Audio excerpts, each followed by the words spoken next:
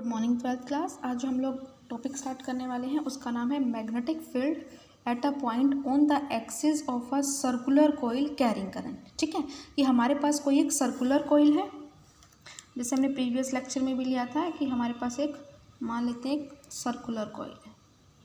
ठीक है, इस सर्कुलर कोइल के एक्सिस में एक पॉइंट रखा हुआ है। इसकी एक्सिस कौन सी होगी? ये सर्कुलर कोइल का सेंटर होगा। ठीक है, ये इसकी एक्सियल लाइन होने वाली है। अब कह रखा है कि इसकी एक्सियल लाइन पे मान लेते हैं एट अ पॉइंट पी पर।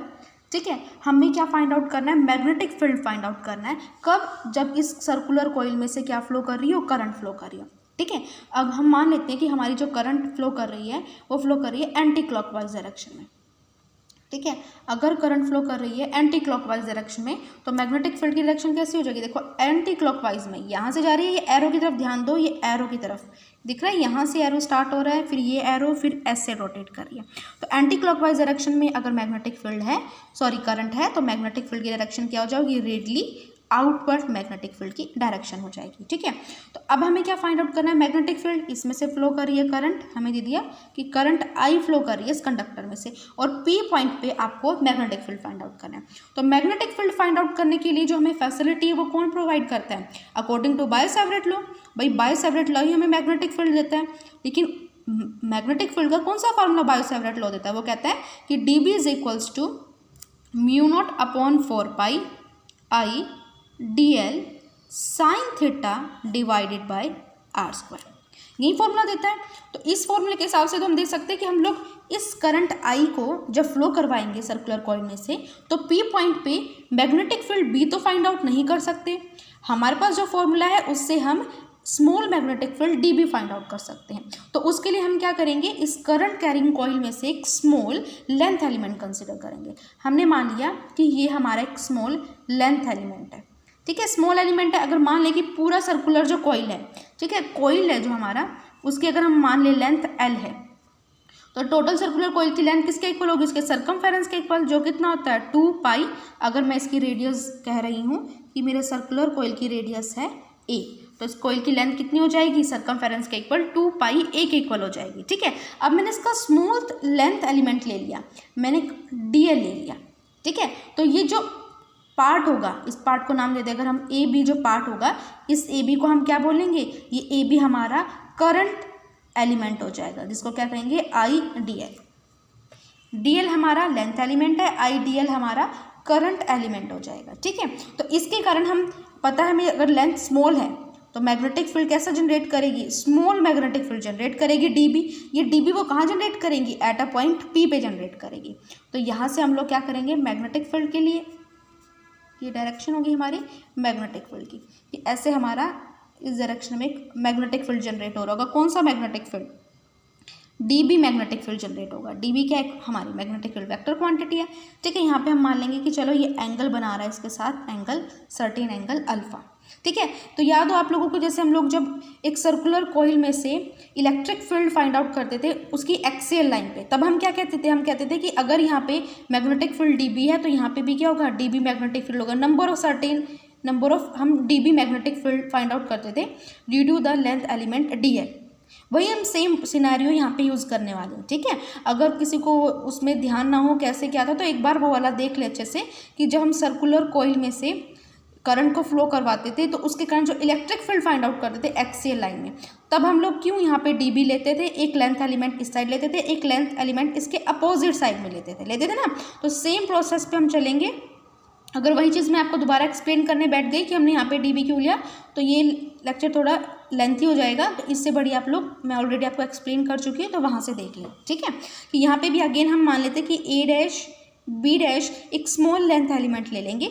अगेन इसमें से भी करंट हमारी आई फ्लो कर रही है, तो यहाँ पे करंट एलिमेंट क्या हो जाएगा? आई डी एल। तो इसमें से भी सेम यहाँ पे अगर हमारी मान लेते हैं कि करंट डी बी जनरेट हो रही है, तो यहाँ पे हम मान लेंगे कि यहाँ पे हमारी करंट कितनी जनरेट होगी? डी बी डैश, इस A dash B dash length element के कारण। ठीक है, तो इस पॉइंट से पी पॉइंट पे अगर हमें मैग्नेटिक फील्ड फाइंड आउट करना है तो मैग्नेटिक फील्ड कैसा होगा? ऐसा, इस डायरेक्शन में मैग्नेटिक फील्ड करेगा इफेक्ट। ये क्या हो जाएगा हमारा? D B dash vector. ठीक है, एक्स लाइन को अगर मैं फर्दर प्रोसीड करूँ, ये तो मेरी एक्स लाइन है। ठीक है, जो डिस्टेंस है पॉइंट सेंटर ऑफ द कोयल से लेके पॉइंट पी का उस डिस्टेंस को हम मान लेते हैं वो डिस्टेंस एक्स है। तो जो ये वाला डिस्टेंस होगा पॉइंट पी से कर लेंथ एलिमेंट डी एल का, और पॉइंट पी से जो ये लेंथ एलिमेंट है आई डी एल डैश का, ठीक है, ये कितना हो जाएगा, हम मान लेंगे आर। आर पाइथागोरस पर में लगाएंगे परपेंडिकुलर का स्क्वायर, क्योंकि यहाँ पे एंगल कितना है 90 डिग्री का एंगल है। तो परपेंडिकुलर का स्क्वायर बेस का स्क्वायर किसके इक्वल होता है, हाइपरटेनियस स्क्वायर के इक्वल। तो हाइपरटेनियस कितना हो जाएगा, a square plus x square. Similarly यहाँ पे भी हमारा जो डिस्टेंस आर वो कितना हो जाएगा, a square plus x square, ठीक है। अब हम क्या करेंगे, डी बी डैश वैक्टर और डी बी वैक्टर को रिजोल्व करेंगे टू कंपोनेंट्स में। कौन कौन से, एक तो एक्सियल कंपोनेंट, ठीक है, और एक कौन से होंगे हमारे वर्टिकल कंपोनेंट्स। ये कंपोनेंट्स होंगे, यहाँ पे एंगल अल्फा है तो यहाँ पे भी कितना होने वाला है हमारा एंगल अल्फा ही मान लेते हैं, ठीक है। आपका ये टोटल एंगल कितने डिग्री का हो जाएगा, 90 डिग्री का। इसी तरह से यहाँ पे भी अगर एंगल 90 डिग्री का हो जाए, ये वाला एंगल देखो, ये जो एंगल है ये 90 डिग्री का है। इसी तरह से ये जो एंगल है ये वाला, ये एंगल भी 90 डिग्री का। सो तो हमारा जो ये वाला एंगल है ये कितना हो जाएगा अल्फा। इसी तरह से ये एंगल भी कितना हो जाएगा, अल्फा हो जाएगा। अगर ये एंगल अल्फा है, ये डी बी वैक्टर है, तो अलोन द अल्फा हम क्या लेंगे, d b cos alpha. Along the alpha हम लेंगे डी बी कोस अल्फा, ठीक है।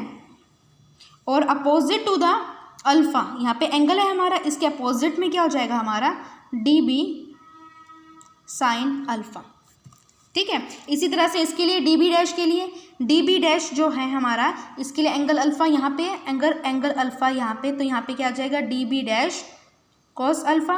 अपोजिट टू द एंगल, यहाँ पे क्या हो जाएगा हमारा, d B dash sine alpha, ठीक है। एंगल की तरफ हम लोग कोस की टर्म लेते हैं, अपोजिट टू एंगल हम क्या लेते हैं, साइन लेते हैं। ये एंगल अल्फा थे, ये एंगल अल्फा थे, टोटल 90 डिग्री था। इसी तरह से यहाँ पे 90 डिग्री, तो ये वाला एंगल अल्फा हो गया, और सिमिलरली ये वाला एंगल भी कितना हो गया हमारा, ये एंगल अल्फा हो गया। सिमिलरली ये वाला एंगल भी हमारा अल्फा हो गया, ठीक है। मैग्नेटिक फील्ड का फॉर्मूला क्या होता है, d b is equals to mu not upon 4 pi i d l sine theta upon r square, यही फॉर्मूला होता है। आर की वैल्यू कितनी है हमारी, r is equals to a square plus x square है। साइन थीटा की बात करते हैं। अब यहाँ पे थीटा कितना होने वाला है, ये जो डिस्टेंस है, ये डिस्टेंस है हमारा, ये हमारा जो रेडियस है किसका, सर्कुलर कॉइल का। अगर हम मान ले कि जो डिस्टेंस ए क्या है, स्मॉल है, स्मॉल भी नहीं इसको मान लेते हम, अगर ये डिस्टेंस ए वेरी स्मॉल है, तो जो एंगल थीटा होगा, ठीक है, यहाँ पे जो एंगल बनने वाला थीटा है, ये थीटा एंगल कितना हो जाएगा हमारा, 90 डिग्री हो जाएगा। तो उस केस में हमारा जो मैग्नेटिक फील्ड है डी बी, वो कितना आ जाएगा, mu not upon 4 pi i d L. Theta की वैल्यू पुट करेंगे, थीटा कितना है हमारा, 90 डिग्री। कब है, जब हमारा जो सर्कल की रेडियस है वो स्मॉल है। तो साइन 90 डिग्री की वैल्यू कितनी होती है बेटा, 1 divided by r square. R square की वैल्यू कितनी है, ए की वैल्यू है under the root a square plus x square. तो आर स्क्वायर की वैल्यू कितनी हो जाएगी, a square plus x square, ठीक है। 1/2 कैंसिल आउट हो जाएगा स्क्वायर से। तो ये हमारा डी बी मैग्नेटिक फील्ड आ गया। ये कौन सा मैग्नेटिक फील्ड है, जो हमारा ये डी बी वैक्टर जो मैग्नेटिक फील्ड है, ये वाला और ये वाला कह सकते हैं हम लोग। इसी तरह से डी बी डैश भी सी के इक्वल है। अगर d B dash find out करने की कोशिश करें हम लोग, तो डी बी डैश के केस में भी क्या होगा, सेम एंगल साइन 90 डिग्री होगा। सेम इस केस में भी जो डिस्टेंस ऑफ सेपरेशन आर कितना होगा, इस केस में डी बी डैश के केस में ये डिस्टेंस सेपरेशन आर ये होने वाला है। अगर हम इसकी बात करें, इस केस में ये रेडियस अगेन रेडियस क्या होने वाली है, ए होने वाली है। अगेन रेडियस हमारी स्मॉल होने वाली है। एंगल कितना बनने वाला है, 90 डिग्री। तो यहाँ पे तो साइन 90 डिग्री 1 आने वाला है। आर स्क्वायर कितना है, ए स्क्वायर प्लस एक्स स्क्वायर। तो डी बी डैश की वैल्यू भी हमने देख लिया कि हमारे डी बी के इक्वल है। ये हो गया। अब हमारा डी बी डैश, फर्स्टली हमने जो डी बी है उसको रिजोल्व किया किस किस में, एक तो डी बी साइन थीटा में, एक रिजोल्व किया है डी बी कॉस थीटा में। इसी तरह से हमने जो डी बी डैश है due to the length element a dash B dash, उसको रिजोल्व किस में किया हुआ है, उसको भी d B dash sine theta and d B dash cos theta में रिजोल्व किया हुआ है। ठीक है, तो अगर हम इनको रिजोल्व टर्म्स को ध्यान से देखें तो देखो ये डी बी डैश किसके इक्वल हो गया है, डी बी डैश इक्वल है डी बी के। तो मैं इसको ऐसे भी लिख सकती हूँ कि ये है मेरा डी बी कॉस अल्फा।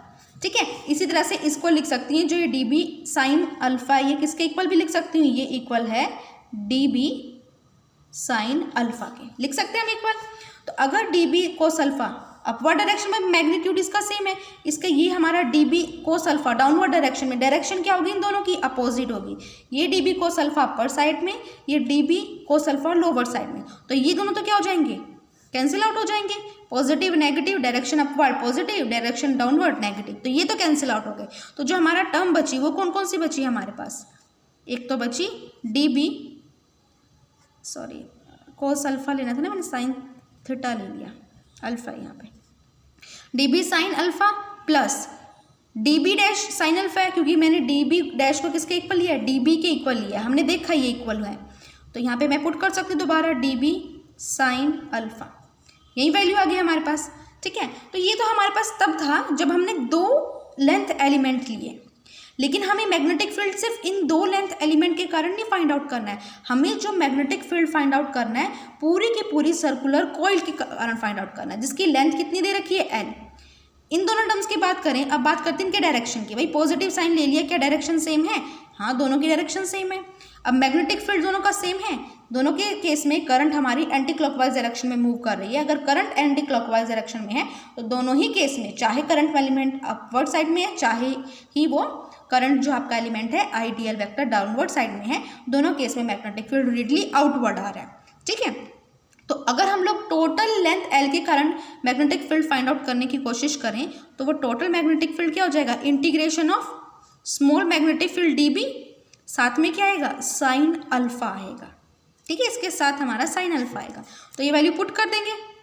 यहाँ पे वैल्यू कितनी हो जाएगी, dB की वैल्यू क्या है, μ0/4π, यहाँ पे देखें साइन थीटा की हमने वैल्यू पुट कर दी थी, तो dB की वैल्यू कितनी आई थी हमारा, ये dB की वैल्यू है, dB is equals to μ0/4π ideal upon a² plus x²।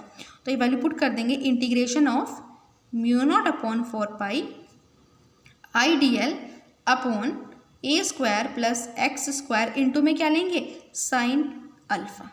ठीक है, अब देखो साइन अल्फा कांस्टेंट है, साइन अल्फा क्यों कांस्टेंट है, क्योंकि हमारा अल्फा कांस्टेंट है, चाहे हम लोग डाउनवर्ड ले, अपवर्ड ले, स्मॉल ले, लार्ज ले, अल्फा कांस्टेंट होने वाला है। μ0/4π कांस्टेंट है, radius of the circular coil constant है, ऑब्जर्वेशन पॉइंट P, ठीक है, सेंटर से कॉइल के, वो भी हमारा क्या है, कांस्टेंट है। तो कांस्टेंट टर्म्स को अगर हम आउट ऑफ द इंटीग्रेशन लिखे तो मैग्नेटिक फील्ड भी कितना आ जाएगा, μ0/4π I sine alpha divided by a² plus x²।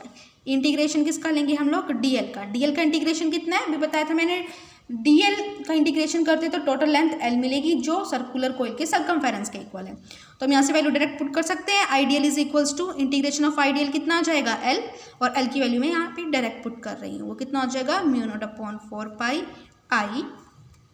ठीक है, साइन अल्फा छोड़ लेते हैं एक बार के लिए, 2π कितना आ जाएगा, a इंटू में a² प्लस x²। अब बात करते हैं साइन अल्फा की। साइन अल्फा हमारा, साइन अल्फा अगर यहाँ से फाइंड आउट करना चाहे इस ट्राइंगल में से, AOP ट्राइंगल में से अगर मैं साइन अल्फा फाइंड आउट करना चाहूँ बेटा, तो मेरा साइन अल्फा क्या होगा, साइन अल्फा का फॉर्मूला क्या होता है, परपेंडिकुलर अपॉन में हाइपोटेनियस, ये होता है परपेंडिकुलर अपॉन में हाइपोटेनियस। परपेंडिकुलर कितना है, ये मेरा परपेंडिकुलर है, ये मेरा हाइपोटेनियस है। ठीक है, तो साइन अल्फा का फॉर्मूला क्या हो जाएगा, a डिवाइडेड बाय हाइपोटेनियस किसके इक्वल है, a² प्लस x² के। तो हम डायरेक्टली यहाँ पे साइन अल्फा की वैल्यू पुट कर देंगे, जो हमारी कितनी आई है, a divided by a² plus x² की पावर 1/2। अंडरूट का मतलब 1/2 ही होता है पावर। ठीक है, तो जो हमारा मैग्नेटिक फील्ड होगा B, वो मैग्नेटिक फील्ड कितना आ जाएगा, μ0/4π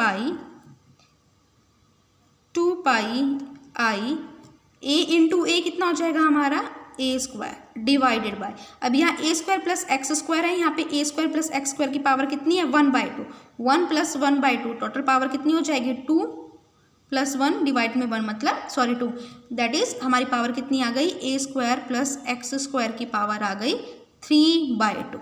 ठीक है, 1 में हाफ को ऐड किया, कितनी वैल्यू आ गई, 3/2 आ गई यहाँ पे हमारी वैल्यू। ठीक है, तो ये हमारा net magnetic field find out कर लिया हमने due to the circular coil, जिसमें से करंट फ्लो कर रही है हमारी I in the anti clockwise direction में, करंट की डायरेक्शन एंटी क्लॉकवाइज है। ठीक है, तो ये तो मैग्नीट्यूड आ गया मैग्नेटिक फील्ड का, वो एक वेक्टर क्वांटिटी, उसकी डायरेक्शन कैसी होने वाली है, आउटवर्ड। ये लिखना कभी ना भूले कि डायरेक्शन भी मेंशन करनी होती है। ठीक है, आई होप इतना आप लोगों को समझ में आ गया अच्छे से। अगर फिर भी आपका फर्दर कोई डाउट हो तो आप लोग पूछ सकते हैं। Thank you for watching.